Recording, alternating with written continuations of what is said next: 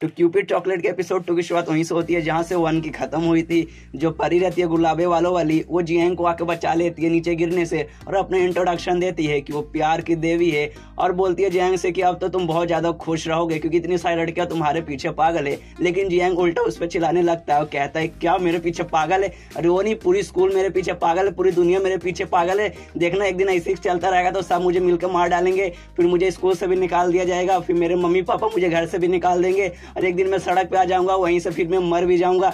पूरी जिंदगी तूने मेरी बर्बाद कर दी। तो प्यार की परी कहती है अरे बस का ज्यादा नाटक मत कर, इसका सोल्यूशन है, तुझे बस उनकी इच्छा पूरी करनी है, वो सारी लड़कियों की जो उनके मन के अंदर जो बात है वो पूरी करनी है, जो उनको चाहिए तुझे वो दे देना है। और इतने में उस परी का ध्यान कहीं और जाता है, इसलिए वो उसके पीछे चल जाती है, सब कुछ नॉर्मल हो जाता है। सारे बच्चे देखने लगते हैं अरे यार जियांग कूद गया, चलो जाके नीचे देखते हैं। और जो दूसरी तीसरी लड़की थी वो भी आ जाती है देखने और दोनों आपस में झगड़ा करने लगते हैं। और जियांग झाड़ू के पीछे छुपा है और सोच रहा है चलो भाई ईश्वर बच गया लेकिन हमेशा नहीं बचूंगा। और दूसरी और तीसरी लड़की को तो देख लेता है लेकिन उसको पहली वाली नहीं दिखाई देती, तो कहीं सोचता है मैं कूद गया, मेरे पीछे कहीं वो भी तो नहीं कूद गई मेरे प्यार में, क्योंकि वो पागल हो चुकी है। लेकिन वो कूदी नहीं है, वो छत के ऊपर ही है और रो रही है कि वो उसका बॉयफ्रेंड मतलब जिससे वो पसंद करती है नीचे कूद गया। तो वहाँ पे जियांग आता है, उसे देख के वो लड़की काफी खुश होती है कि ये मरा नहीं है। और जियांग उस लड़की से कहता है कल मैं तुम्हें कहीं ले जाना चाहता हूँ। और ये सुनकर लड़की काफी ज्यादा खुश होती है, क्या कल हम डेट पे जा रहे? लेकिन वो डेट पे नहीं बल्कि हॉस्पिटल में लेके आया रहता है, वही चेक कराने की प्रेग्नेंट है कि नहीं। ऑफकोर्स जाहिर सी बात है वो प्रेग्नेंट नहीं है, लेकिन उसको भी कंफर्म करना है। जहाँ हॉस्पिटल में सारे लोग घूर के देख रहे आजकल के बच्चे कैसे इतनी सी उम्र में प्रेग्नेंट कर दिया, कैसा लड़का ये है। और वहाँ पे वो लड़की, उसका गाइस नाम है जीतोंग, तो मैं जीतोंग ही उसे आपसे बोलूंगा। और जीतोंग एकदम चिपकी हुई है जियान से और कहती है जियान से तुम यहाँ पे कंफर्म करने आए हो ना कि मैं प्रेग्नेंट हूँ कि नहीं। और मैं सचमुच प्रेग्नेंट हूँ, मैं बहुत ज्यादा खुश हूँ।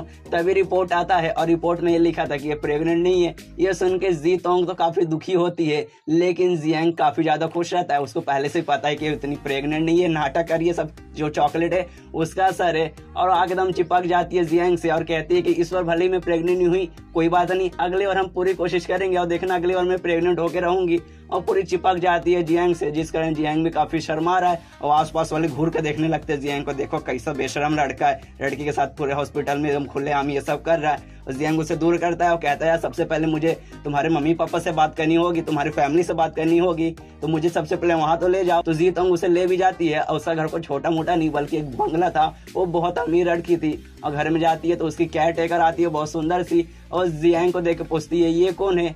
तो जीतोंग बोलती है अरे ये तो मेरा बॉयफ्रेंड है। लेकिन जियांग उसका मुंह चुप करा देता है, ऐसी कोई बात नहीं है, मतलब मैं इसका दोस्त हूँ।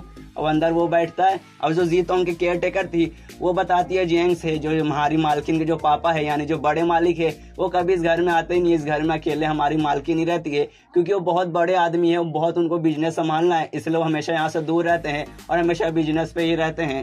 तभी उस घर का बॉडीगार्ड आते चिल्लाते हुए कि जियांग नाम के एक बंदे ने हमारी मालकिन को प्रेग्नेंट कर दिया है। और वो केयर टेकर भी बोलते इस नाम का तो मैं एक लड़के का नाम सुनी हूँ, और वो जियांग यहीं पे था। सारे बॉडीगार्ड उसे घेर लेते हैं और मारने लगते हैं। तो पीछे से जीतोंग आती है और कहती है प्लीज उसे मत मारो, मैं उस लड़के से प्यार करती हूँ और वो भी मुझसे करता है। ये सुन के और वो लोग गुस्सा हो जाते हैं, बोलते क्या हमारी मालकिन से प्यार करेगा ऐसा लड़का? उसे और भरदम पेल देते हैं। फिर वो चिल्लाती है जीतोंग प्लीज मारो मत इसे, और बोलती है भले ये उतना अमीर नहीं है, भले ये कोई नौकरी नहीं करता, भले इसके पास गाड़ी नहीं है, भले ये भीख मांग के मेरा पेट पालेगा, मैं उतने में खुश हूँ और हमने वादा किया हम शादी करेंगे। इस बात पे बॉडीगार्ड और गुस्सा हो जाते हैं और जियांग को मारते हुए कहते क्या हमारी मालकिन से तो शादी करेगा? उसके बाद जीतोंग फिर कहती है कि भले मैं प्रेग्नेंट नहीं हुई थी इस बार, लेकिन हम फिर से कोशिश करेंगे कल और इस बार मैं पक्का प्रेग्नेंट होंगी।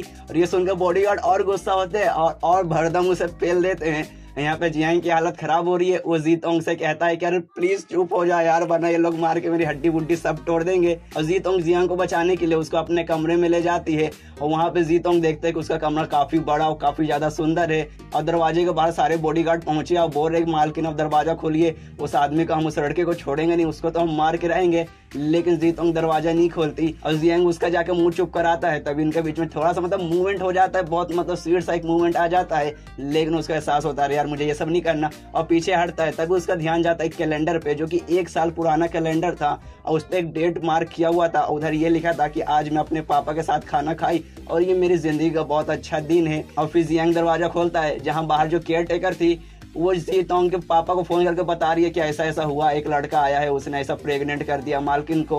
और जियांग उससे फोन छीन लेता है और कहता है कि बूढ़ा तू सुन रहा है, तेरे में दम है तो हिम्मत है तो यहाँ आ जा, मैं तेरी बेटी को प्रेग्नेंट कर दिया हूँ, देखता हूँ तो क्या उखाड़ सकता है। और आसपास वाले सारे बॉडीगार्ड देख के हैरान, अरे बाप इस लड़के में इतना दम है, सीधे मालिक को फोन कर दिया और इतना उल्टा सीधा बोल दिया कि हिम्मत है तो आके दिखा। और दूसरी तरफ जो जी तोंग का बाप है वो भी हेलीकॉप्टर गाड़ी लेकर पूरा मिलिट्री लेकर पहुंच जाता है यहाँ पर। और जैसे वो पहुंचता है वैसे एपिसोड खत्म हो जाता है, पर टेंशन लेने की कोई जरूरत नहीं है। अब बढ़ता हूँ सीधा एपिसोड 3 की तरफ। तो एपिसोड 3 की शुरुआत वहीं से हुई जहाँ से 2 की खत्म हुई। जी तोंग का बाप आ चुका है और अपने साथ मिलिट्री वाले लेकर आया है और सबने एकदम बंदूक टांग के रखा है जियांग के ऊपर।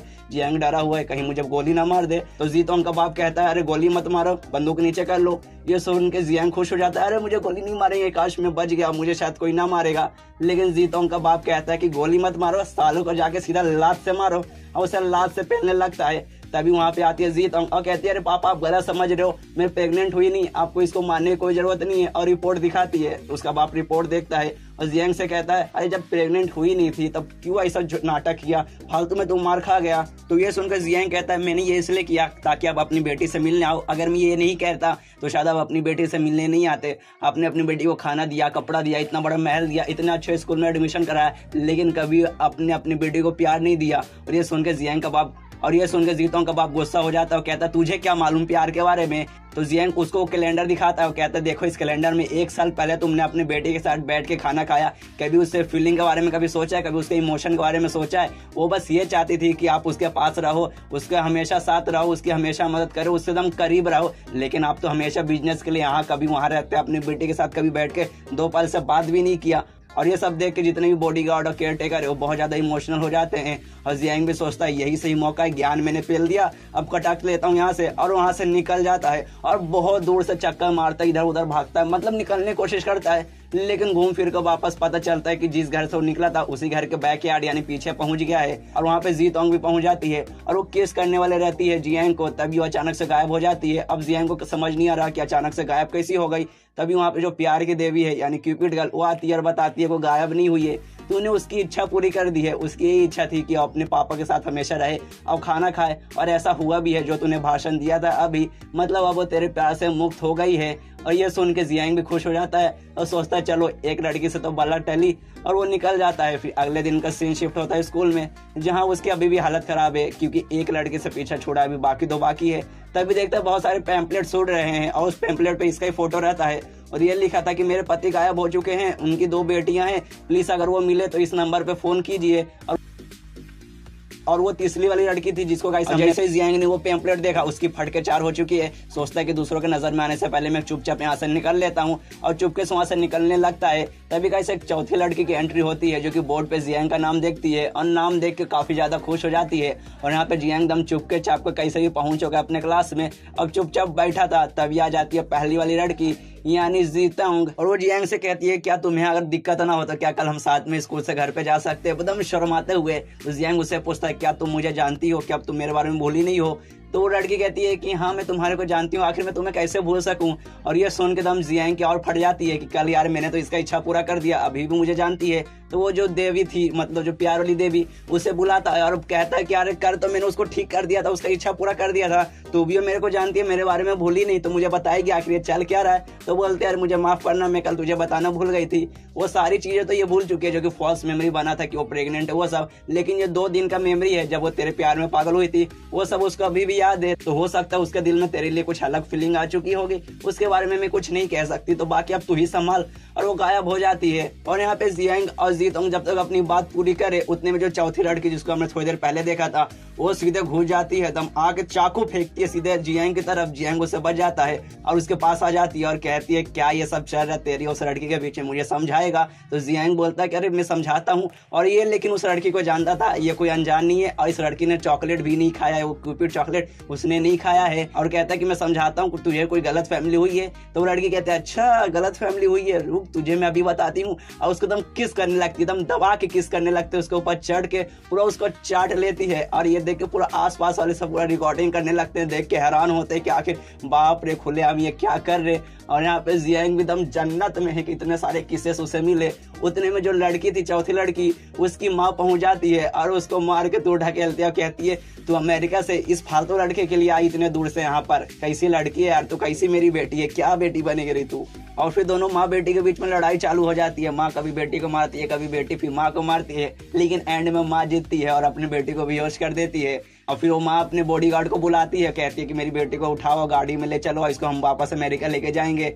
और उसे लेके जाती है और जियांग भी बोलता है उस औरत से कि प्लीज आंटी आप इसे वापस अमेरिका लेके जाओ। तो वो औरत कहती है कि हाँ मैं इसे लेके जाऊंगी और तेरे से तो दूर रखूंगी। इसके बाद वो अकेला बैठा हुआ था जियांग, तभी वो जो प्यार वाली देवी आती है और कहती है क्या जो चौथी लड़की थी क्या उसने भी वो क्यूपिड चॉकलेट खाया था। तो जियांग बताता है नहीं उसने नहीं खाया था, वो बल्कि मेरी बचपन के दोस्त थे, हम लोग साथ में लगभग जब हम छोटे थे हम लोग तब से साथ में खेलते थे, फिर प्राइमरी स्कूल फिर मिडिल स्कूल हम लोग साथ में ही गए और मुझे पसंद करती थी शायद, और हमेशा से वो ऐसी बर्ताव करती है, हमेशा मेरे पीछे पड़ी रहती है। और फिर अमेरिका भी चली गई थी लेकिन वापस अचानक से आज देख रहा हूँ पहुंच चुकी है।